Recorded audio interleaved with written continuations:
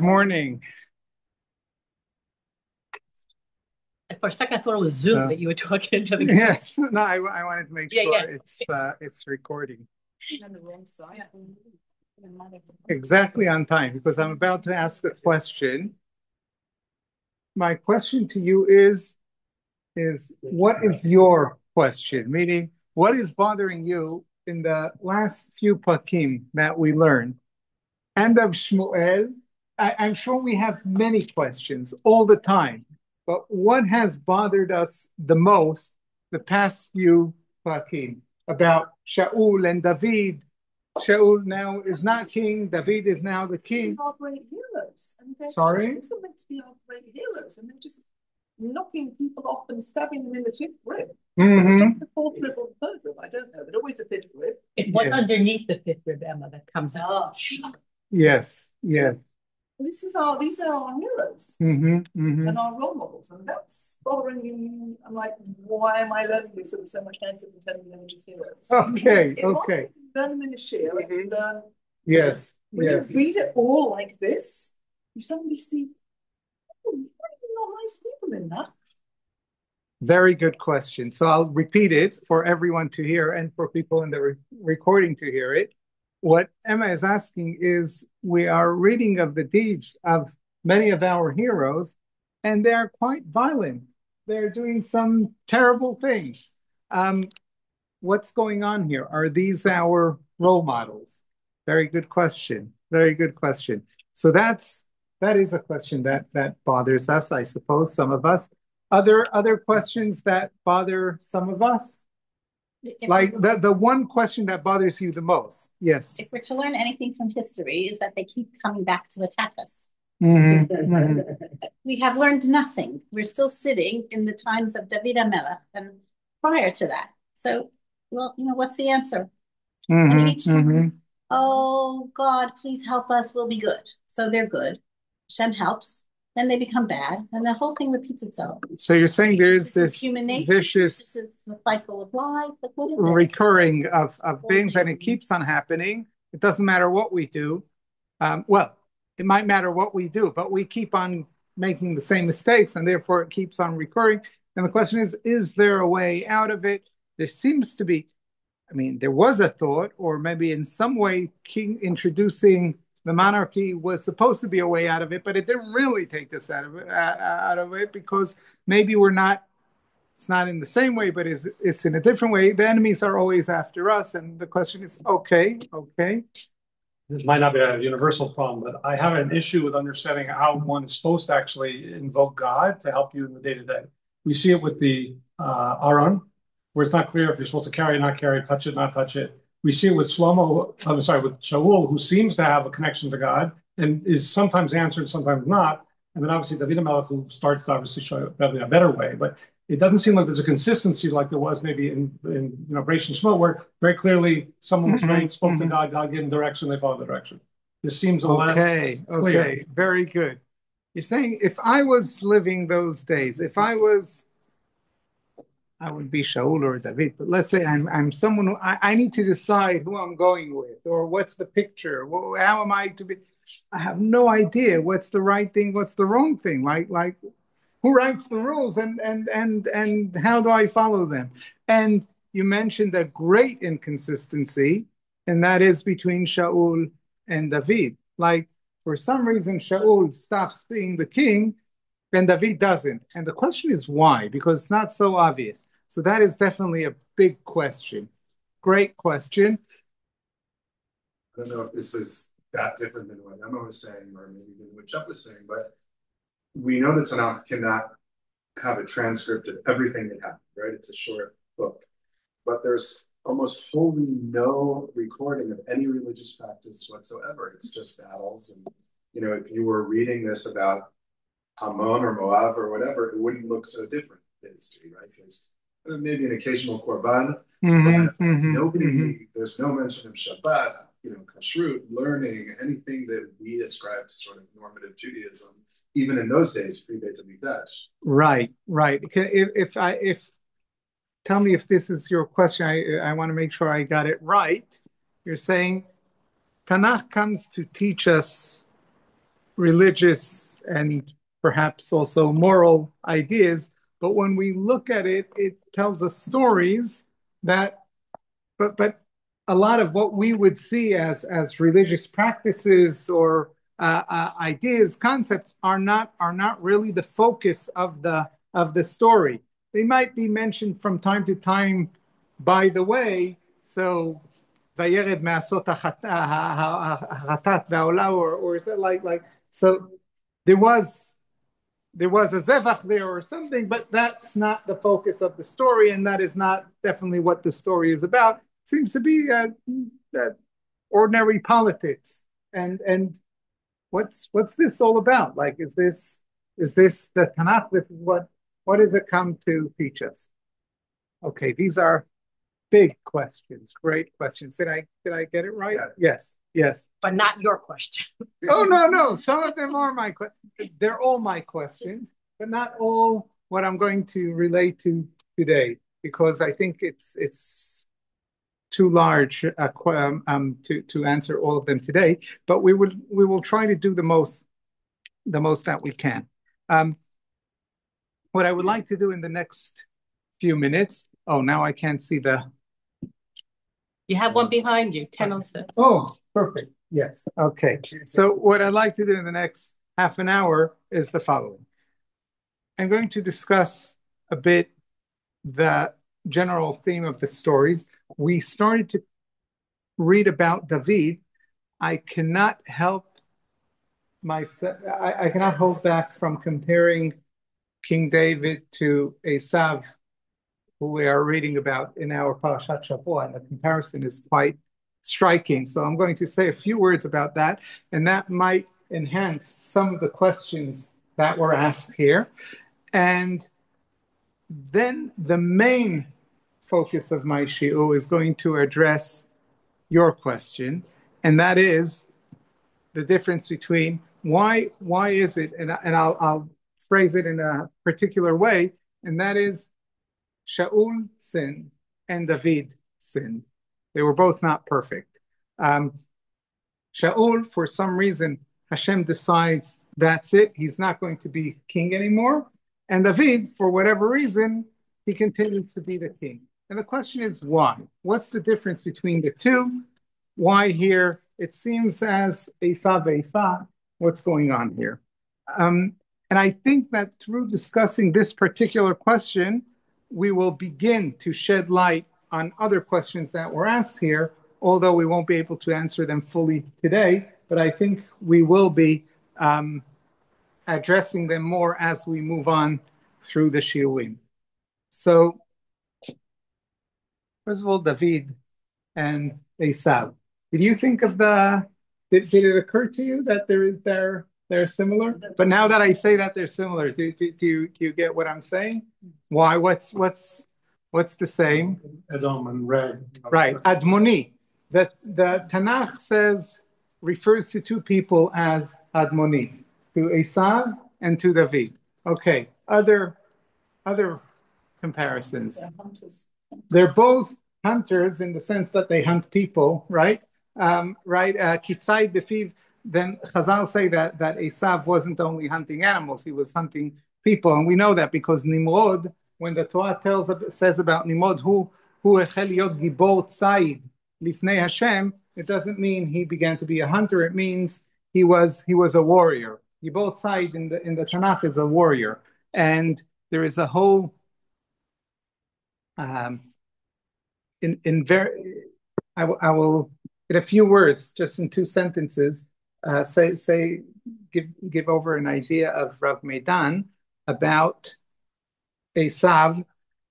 He says, what happens at the end of last week's parasha? Wasn't Pichol Avimelech and Pichol, his Sar Tzava, come to Yitzchak, and they want to make a covenant with him. This is after they kept on chasing him from one well to another. He was digging wells, and they chased him away, and they kept on driving him crazy, either chasing him away, either taking over the wells or covering them. And it seemed that he had nothing to, he wasn't able to protect himself. He kept on moving. And then all of a sudden, at the end of the parasha, they both come to Yitzchak, and they want to make a covenant. And they say, not only that they make a covenant, they tell him, we didn't do any bad to you, so please, you don't do any bad to us. What do you mean? First of all, they did do bad to him, but why do they need him to make this covenant with him? What are they so afraid of? So Rav Midan suggests that the difference is Esav grew up. That when Yitzchak was young and his children were little, then, or even before he had children, right? Because for years they didn't have children. Then Plishtim would drive him from one place to another. But then Esav became Ish Yodeh Atzai, Ish Sadeh, and Esav became Arbamot Ishimo. He was this great warrior. Now no one wants to mess with Yitzchak. Now Vayehav Yitzchak et Esav kitzai befiv. It's not only that Esav was able to give him some deer that he caught in the field. Esav really was the one because that Yitzchak now depends on, because he's protecting the family. So when Yitzchak thinks who's going to be the leader of the family, obviously it's going to be Esav. He's the one that is going to lead us. And Yaakov is a very important person as well. He's going to be the spiritual part of the family, but Esav is going to be the one that is going to get the bracha of the land, because he's going to rule the land. That is in the mind of Yitzchak, but obviously we know he was wrong, because Hashem agrees with Rivka, or at least things roll that way. And Hashem tells us in other instances that he hates Esav, he loves Yaakov, but at least Yitzchak had something for Esav. And then generations later, we have someone that is very similar to Esav, who's also Admoni, who's also a warrior, and also He has 400 men. Exactly. So it says sometimes 600, but there's one instance where he goes with 400 people. That is when he goes to fight the people, the Amalekim from Keilah. So we have, at least in one place, 400 people are mentioned also with David. And David, before he's a king, he's like Esav, like this outlaw with a bunch of mercenaries, right? Like Betzuelav Kol Marei Nefesh, right?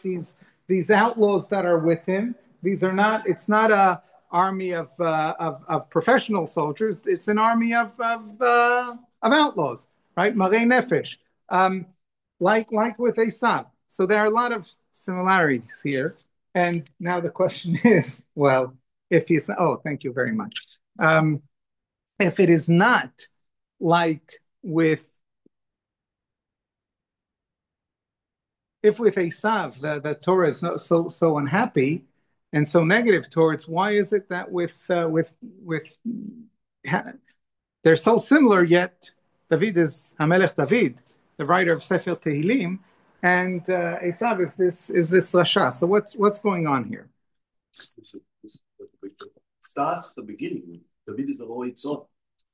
Starts there. Yeah. They have the different bases.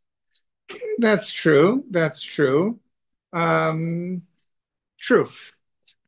But would that give you the whole difference? Maybe. But I wanna take it another step forward and to talk about Shaul and David. So they both sin, and they both sin grave sins. So the first sin, with Shaul, I don't know how grave it is, but Hashem treats it as a grave sin, so it must be a grave sin, but we'll have to understand why. So with Shaul, let's read of the Chet of Shaul. That is in Perek Tetvav, from Pasuk Gimel. So Shmuel comes to Shaul and he tells him, in the name of Hashem, Ata lech ve'ikita et Amalek ואחרמתם את כל אשר לו ולא תחמול עליו ואם אתה מאיש עד אישה מעולה לעד יונק משור ועד שא מגמל ועד חמור. So he is given a mission, and that is to completely annihilate Amalek and their animals, everything. Okay, so Shaul goes out and gathers the people, gathers an army, and goes and fights. And then we read in Pasuk Tet, before that, Pasuk Chet, ויתפוס את אגג מלך עמלק חי ואת כל העם החרים לפי חרב. So all the people he kills, but Agag is alive, the king. ויחמול שאול והעם על הגג. Shaul and the people have mercy on Agag, ועל מיטב הצאן והבקר והמשנים ועל הכרים ועל כל הטוב. And all the animal stock that they don't want to do anything to because they're very concerned about it. ולא אבו אחרימם, they don't want to destroy it. וכל המלאכה נבזה ונמס אותה החרימו. However, the things that are not so important, they did destroy, but what was good and of value, they didn't destroy. And then וידבר השם אל שמואל לאמור ניחמתי כי המלכתי את שמואל למלך אישה מאחריי. Hashem tells Shmuel, listen here, I don't want Shaul to be a king, etc. So that is the sin of Shaul. Now let's look at the sin of David. We didn't, in our regular reading, we didn't get there yet, but we're going to get there this week, and next week we'll already be somewhere else. I didn't want to give this shiur next week. I'm giving it now. So we're now going a bit ahead to read about one of the sins of David. Chazal say that David had two sins, but this is one of them, and they don't count this one. So he had at least two. And that is the one that I'm reading here is the one of David and Bathsheba. So in Shmuel Bet, Perek Yud Aleph, Pasuk Bet. So ויהי את הערב, ויקום דוד מעל משכבו, ויתהלך על גג בית המלך, וירא אישה רוחצת מעל הגג, ואישה טובת מראה מאוד. So he sees a woman, and she's good looking, and that is Bathsheba, right? So he calls her, okay, we will, I'm not going to read everything, but, let's, וישלח דוד, וידרוש לאישה, ויאמר הלא זאת בת-שבע בת אליעם, אשת אוריה החיתי. She is the wife of Uriah. וישלח דוד מלאכים ויקחיה, ותבוא אליו, וישכב עמה, והיא מתקדשת מטומאתה, ואתה שובל ביתה. Even though she's married, David sends messengers, she comes to the palace, and he has relations with a married woman. ותרא האישה, she gets pregnant. So then what does he do? וישלח דוד אל יואב, שלח אלי את אוריה החיתי. He sends to Yoav, the commander of the army, send Uriah החיתי back to me. ויבוא אוריה אליו, וישאל דוד לשלום יואב ולשלום האב ולשלום על מלחמה. Uriah comes to David, and David is asking, so how are the men all doing? And okay, ויאמר דוד לאוריה, רד לביתך ורחץ רגליך, ויצא אוריה מבית המלך ותצא אחריו מסעת המלך. So he says, okay, go back, be with your wife. Now, why is David doing this? She's pregnant, he wants to. Exactly. When he comes back home, and she will be pregnant, then he won't suspect someone else was with his wife. She'll say, oh, she's pregnant because I was at home. But the plan doesn't work. וישכב אוריה פתח בית המלך את כל עבדי אדוניו ולא ירד אל ביתו. Uriah refused to go down to his house. He remains in the palace. ויגידו לדוד לאמור, לא ירד אוריה אל ביתו, ויאמר דוד אל אוריה, אלו מדרך הטבה, מדוע לא ירדת אל ביתך? So he calls Uriah and says, why aren't you going home? ויאמר אוריה אל דוד, אהרון וישראל ויהודה יושבים בסוכות, ואדוני יואב ועבדי אדוני על פני השדה חונים, ואני אבוא אל ביתי לאכול ולשתות ולשכב עם אשתי, חייך וחי נפשך אם יעשה את הדבר הזה. He says, it's not, how do you say, collegial? Collegial. Yes, it's not collegial that I'll go home. All my friends are in miluim, are al pnei sadeh chonim, and I'll go home and eat and drink and be with my wife while they're suffering in the field. Okay, look, you summoned me, my king, to come and report to you. I did that, but I'm not going back home. That will be terrible. Okay. So now David has to go to plan B. He can't tell him, no, I want you, I insist you go home. That will make Uriah start thinking, well, why is David insisting that I go home? Something must be wrong here. Okay, so he can't go there. So instead he says, okay, stay here. And then the next day, David, I'm going to Pasuk Yudalet, ויהי בבוקר ויכתוב דוד ספר אל יואב, וישלח ביד אוריה, ויכתוב בספר לאמור, הבו את אוריה אל מול פני המלחמה החזקה, ושבתם מאחריו וניקה ומת. He gives orders that go put Uriah in front of the army, and at a certain point, when the battle is strong, without letting Uriah know, take all the army back, and that the enemies will kill him. And that's what happens. And then David gets the message that Uriah died. Okay. Okay, we don't know how to weigh chataim, but when we read this story, I mean, I think we feel strong. This evokes stronger emotions in us than the previous one. Now, it could be that in Hashem has other cheshbonot, and we don't know cheshbonot shamayim, what chataim are greater than others, but this is not a small chet, right?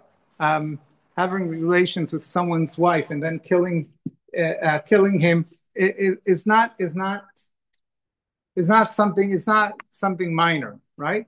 But David, at no point Hashem tells David, you're not going to be king. So now the question is even stronger. Now we're not only asking, well, why Shaul yes, why Shaul no, and David yes. Now we're actually looking at the chataim and we're saying, well, how could it be that Shaul, what did he do? Shaul got up. Hashem told him, go and fight Amalek. He went and fought Amalek. Hashem tells him, annihilate them. He nearly annihilated them.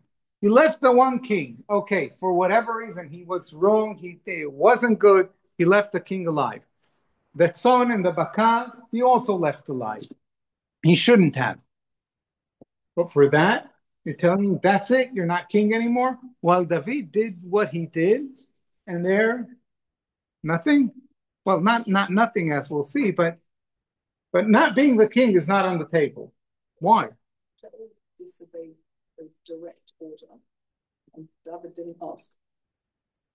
So what you're saying is, who's worse? And I'm not qualified to say. Yes. Hashem told Shaul, you will do X, Y, and Z, and he didn't. Right. He didn't ask, right. He just behaved somewhat inappropriately. Okay. Okay. Sure. Sorry? The sin's very different. One's a personal, you can say personal integrity, personal matter, personal ethics. Very good. The Shaul is very much a nation, has yes, an impact. Yes. So Rav Yosef Elbo in Sefer HaIkarim suggests exactly that. He says, let's say if someone is a scribe, and he was morally corrupt. He did something terrible. He had relations with a woman he shouldn't have, or something like that.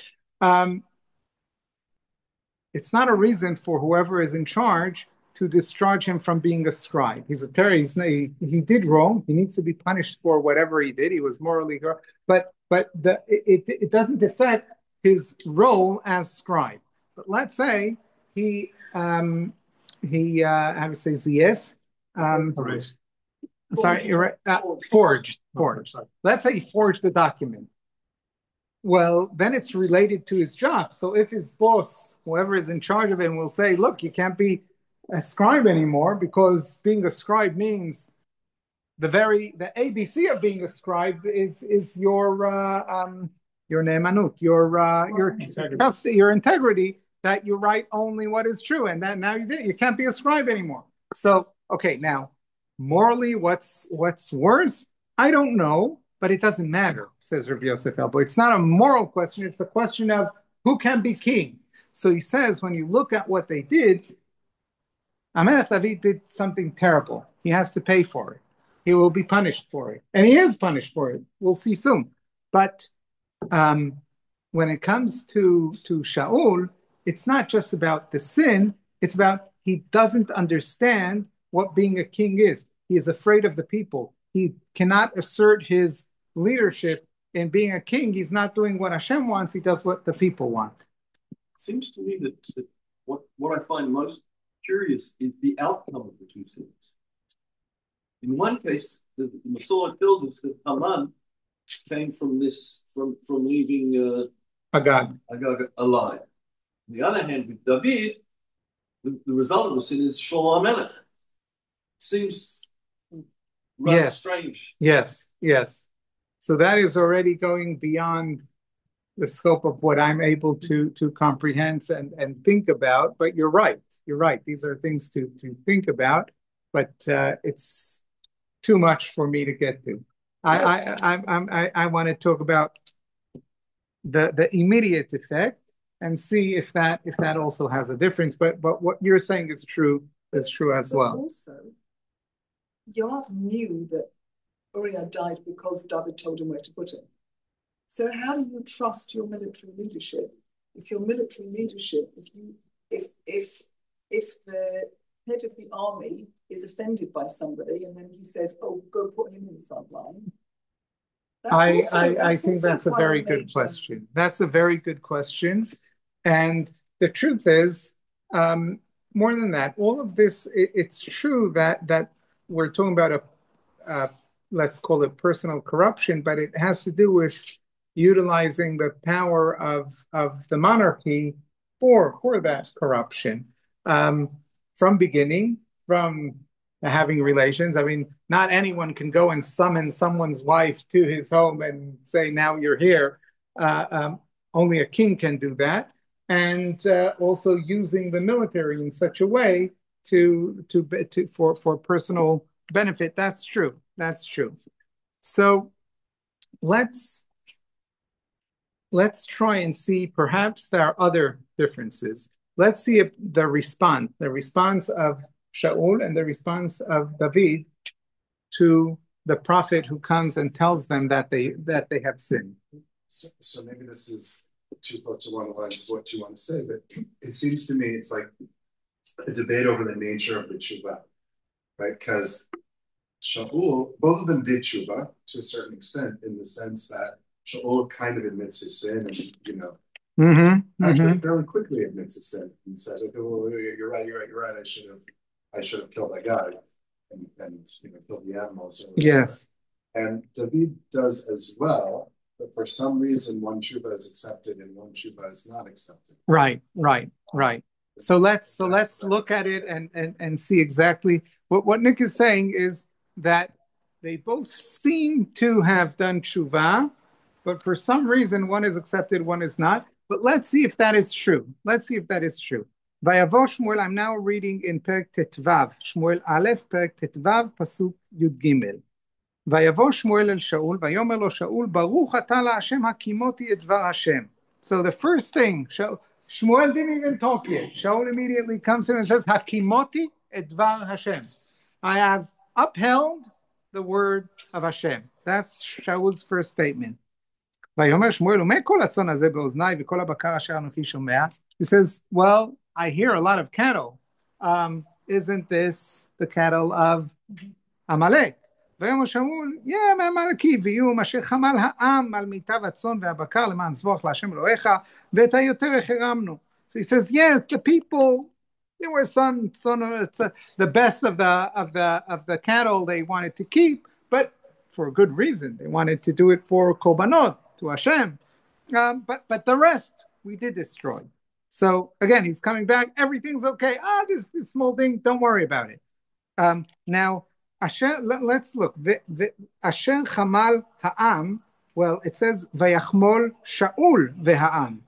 In Pasuk Tet, when it describes what happened, it's Shaul and the people. But here, Shaul said the people, right? And then he says, and it's true that we did it, but it still counts that we upheld Hashem's word, because overall, the majority we did destroy.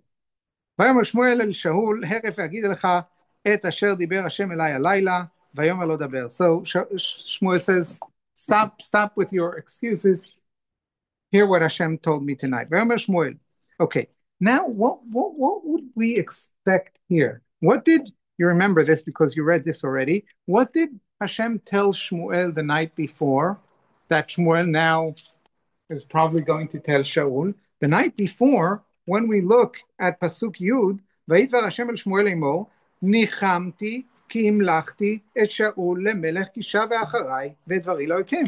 I have regretted for making Hashem to king. So now we expect Shmuel to say that. Well, Shmuel doesn't say that. In Pasuk Yud Zayin, ויאמר שמואל, הלא אם קטון אתה בעיניך, ראש שבטי ישראל אתה, וימשכך השם למלך על ישראל, וישלחך השם בדרך, ויאמר לך והחרמת את החטאים ואת עמלק ונלחמת בו עד כלותם אותם. So he says, if you think you're just another guy, you're not. You're the king you're the head of the tribes of Israel, and Hashem anointed you for king and sent you on your way to say, and he gave you a mission to go and destroy Amalek until they are done. And until they are done, you haven't completed your mission. So if the question is, in other words, if the question is, have you upheld Dvar Hashem? No, because Dvar Hashem is not to kill as many Amalekim as you could. It's to eradicate them. And until you haven't eradicated them, you haven't completed Dvar Hashem. And so now, Shmuel says, now that you understand that, I ask you again, Velama lo shamata bekol Hashem. Don't tell me that you listen, Akimota et Dvar Hashem. Lo shamata bekol Hashem. Vata tel hashalal. Vata sara beinei Hashem.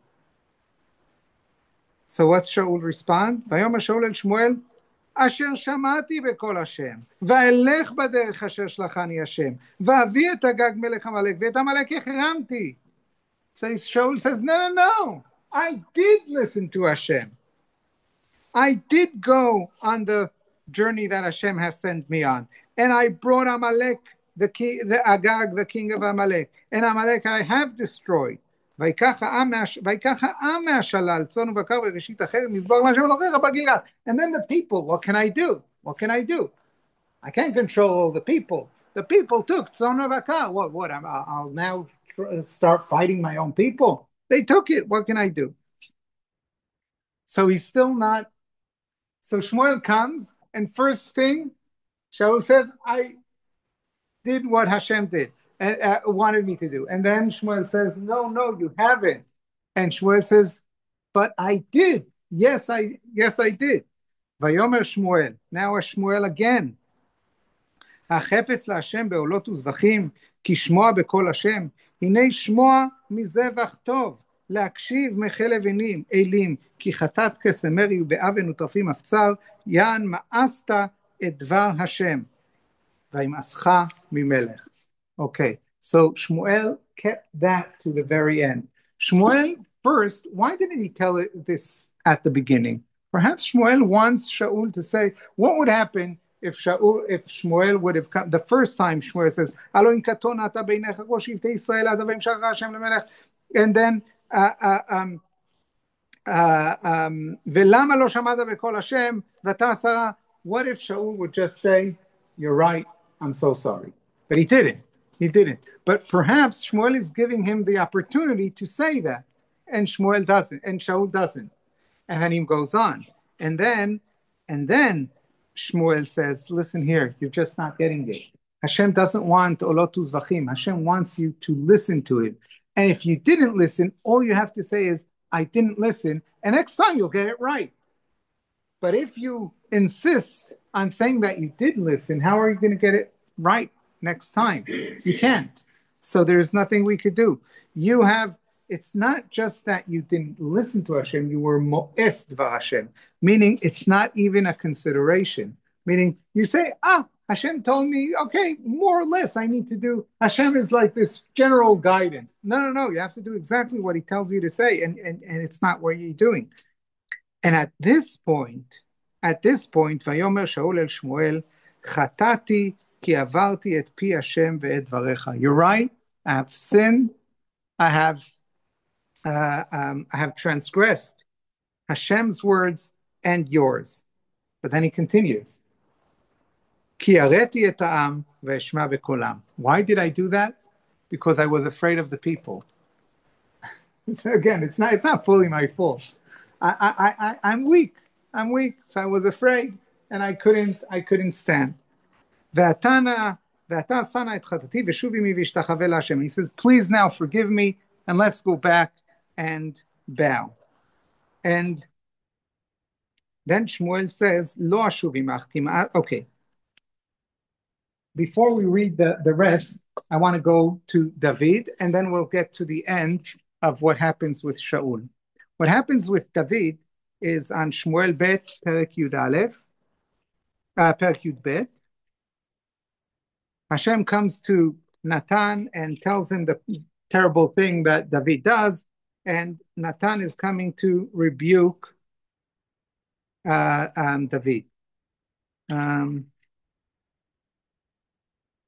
In Perek Yud-Bet, Pasuk Aleph, וישלח השם את נתן אל דוד ויבוא אליו ויאמר לו שני אנשים היו בעיר אחד, אחד עשיר ואחד רש. So he tells him the famous mashal, the famous parable of there was a rich person and a poor person. The rich person had as many sheep as he wanted, and the poor person had only this one lamb.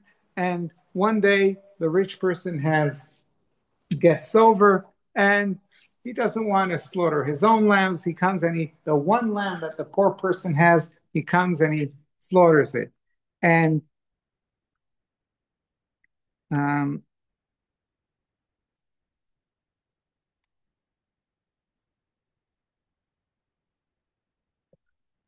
okay, and that lamb is like one of the household of the poor person, like that he lives with the family and etc. So David says that's a terrible thing. Ben mavet ish, and he has to he must be put to death and pay 4 times the lamb.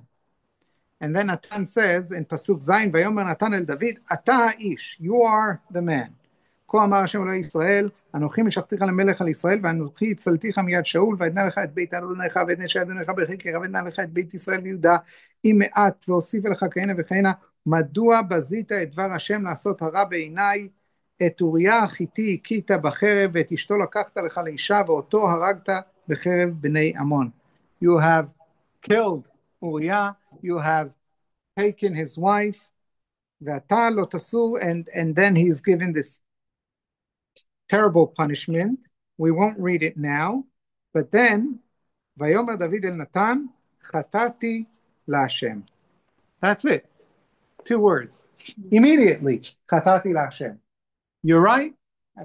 No, he could have said, I couldn't help myself. It was this or it was that. And Chazal, right? We know the famous Chazal tell us, Kol ha'omer David chatay eno ela to'eh. And then they give anyone who says that David actually sinned is mistaking, and they give us a whole list of ways to explain why it wasn't exactly a sin. So all of those excuses that Chazal gave us, David could have told Natan, but he doesn't. He says, I've sinned. That's it. That's his answer. Before we get to Natan's answer, now I want to go back to Shaul's answer. So David says, I've sinned, that's it, end of story. That was his answer. And Shaul's answer was, Chatati ki avarti, yes, you're right. However, ki areti et ha'am vayishma bekolam, I was afraid of the people and I listened to them. So it's actually their fault. But now he moves on, ve'ata sana et chatati, now forgive me. David didn't ask for forgiveness, meaning in terms of not being punished. David understands that he needs to be punished. And God and Natan tells him, you are not going to die. However, you're going to be punished. But here, Shaul says, no, please, you carry the burden of my sin. And then he says, come back to me, come back with me, and I may bow to Hashem. Now, why? Why do you want to do that now? So here he doesn't tell us now, but soon we'll figure that out. ויאמר שמואל אל שאול לא אשוב עמך, כי מאסת את דבר השם, וימסך השם להיות מלך על ישראל. So Shmuel says, you don't understand. I'm not going back with you, because Hashem had left you. Hashem doesn't want you to be king anymore. ויסוף שמואל ללכת, ויחזק בכנף מעילו ויקרא. Okay, and then they have another conversation back and forth, and then finally Shaul tells him, ויאמר חטאתי, אתה כבדני נא נגד זקני עמי ונגד ישראל, ושוב עמי והשתחוויתי להשם אלוקיך. So he says, you're right, I've sinned, but now please come back with me and bow in front of Hashem, because if not, I'm going to be embarrassed from the people. So Shaul is still focused on the people, right? I'll read again. כבדני נא נגד זקני עמי ונגד ישראל, ושוב עמי והשתחוויתי להשם אלוקיך. Why do I want to go and bow before Hashem? Because that's the tekes. That is what we need to do now in order for the people to say, look at the king and the prophet, they're bowing before Hashem. But I don't really mean that. What I mean is I need the people to see me as the great king. And that's what I care. That's what I care for. So from beginning to end, even when he says chatati, he admits, you're right. I was choteh, but I can't bear it that the people will know that there's something wrong. I still need you to be mechabed me in front of the people. So there are two things here. A, David does shuvah immediately, and Shaul doesn't. But also, what Rav Elbo is saying is we see through their tshuva, quote unquote tshuva, because David doesn't. It seems that David is not worried about the people. He's worried about his genuine relationship with Hashem, while Shaul is worried about what the people say from beginning to end. Meaning his very sin was what the people wanted, and at the very end, he's also concerned about what the people will say. That is his standard, and perhaps that is one reason. There are other possible answers, but this could be an indication why David is still remains king with all of his terrible sin, because at the end of the day he can stand up and say, I did wrong. He's not worried about what the people say, but it is his relationship with Hashem, while Shaul is worried about what the people say.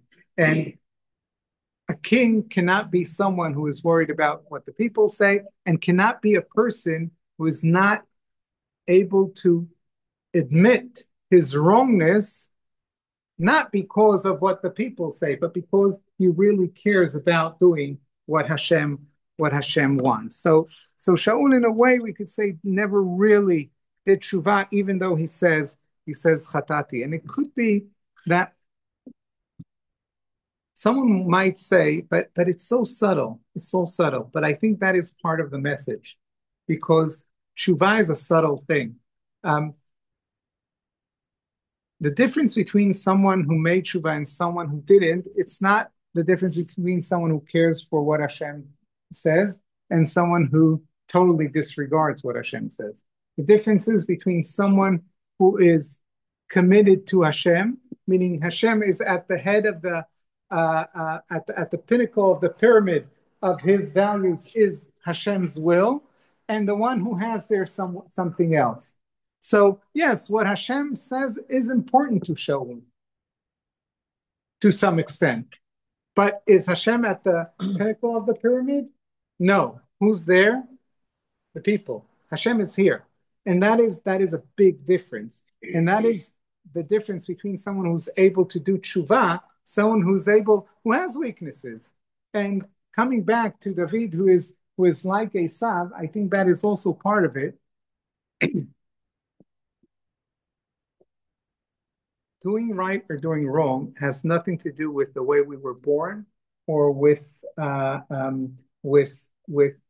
who we are to begin with.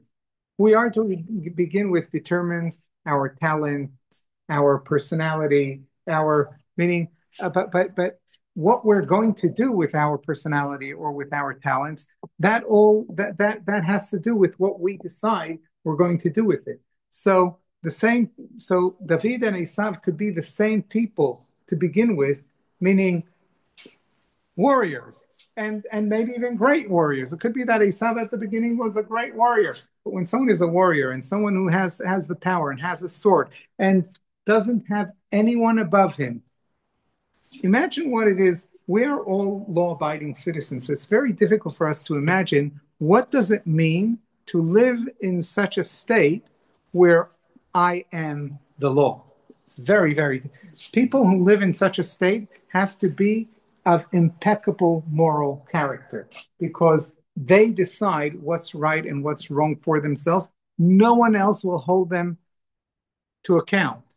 So if you don't have a genuine relationship with Hashem in that state, it is so easy to go wrong in so many ways. And that's what happens to Esav. And that is nearly what happens to David, but he knows to hold himself back and to stop himself, to say, just a minute, I was wrong here.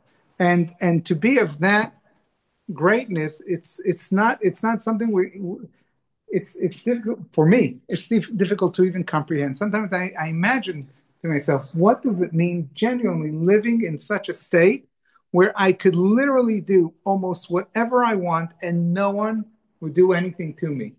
Well, what kind of a life? I'm sorry? Welcome to New York. Yes. What kind of a life am I? Yeah. What kind of, or South Africa for that extent, what kind of a life am I going to lead under those circumstances? It's not so easy to imagine. Sometimes we think, well, we all do the right thing because we're great people. Not necessarily. Tell us Chazal, and also Rabbi Yochanan ben Zakkai tells us Talmidim yehi ratzon sheyehem mora shamayim alechem kemora basar v'adam. Halevai, that you'll be afraid of Hashem the same way you're afraid of people. That is halevai. Now, who does he say it to? To the great Tanaim, his Talmidim, who are the Talmidim of Rabbi Yochanan ben Zakkai, Rabbi Akiva, Rabbi Elazar ben Shamua, all of these great scholars, Tanaim. He's telling to them, to these great people, halevai, that you will be afraid of Hashem as you're afraid of people. So when we have such people like Esav, like David, it's not so. You need to have very strong moral strength in order to not do the wrong thing. And David was right there. And it doesn't mean you don't slip, because you can't not slip. Chazal tells, they mean exactly that. Great people, meaning people who actually write the law, so to speak. No one is above them. They have a great Yetzer Hara also, because they do great things, whether it's good or bad. And therefore, they their connection to Hashem has to be very strong. And that's why Shaul doesn't have it. He has Ha'am. He's not able to stand in front of Hashem in a genuine way, because he fears the people, as opposed to David, who has a genuine connection to Hashem and is able to stand before Hashem. So to